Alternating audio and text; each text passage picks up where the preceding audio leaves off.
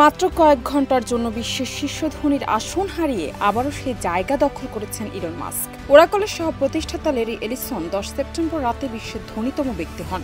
তবে ট্রেডিং শেষে মাস্ক পুনরায় শীর্ষে ফিরে আসেন। এলএমই সার্টিফাইড বিশ্বসেরা কপারে তৈরি ওয়ালটন কেবলস, যা আপনার স্থাপনাকে রাখবে সব সময় নিরাপদ। ব্লুমবার্গ বিলিয়নিয়ার্স ইন্ডেক্স বলছে, ওরাকলের এআই অবকাঠামো সেবার চাহিদা হঠাৎ করে বেড়ে যাওয়ায় কোম্পানির শেয়ার মূল্য একদিনে 43% পর্যন্ত বাড়ে।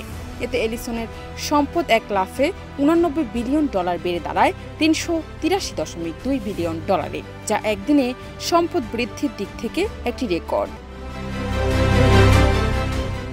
এ সময় এলিসন কিছু সময়ের জন্য ইলন মাস্ককে পেছনে ফেলে বিশ্বের শীর্ষ ধনী হন। তবে দিন শেষে মাস্কের সম্পদ দাঁড়ায় $384.2 বিলিয়ন, যা এলিসনের চেয়ে $1 বিলিয়ন বেশি।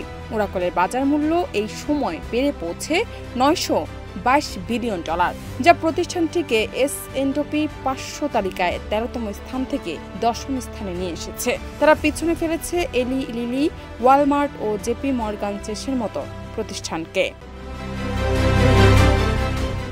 ইলন মাস্ক 2021 সালে প্রথম বিশ্বের ধনীতম ব্যক্তি হন এবং বেশিরভাগ সময় সেই অবস্থান ধরে রেখেছেন। মাঝে কয়েকবার বার্নার্ড আর্নল্ড ও জেফ বেজোস সাময়িকভাবে তাকে ছাড়িয়ে গিয়েছিলেন। জান্নাত নিপু, দেশ রূপান্তর।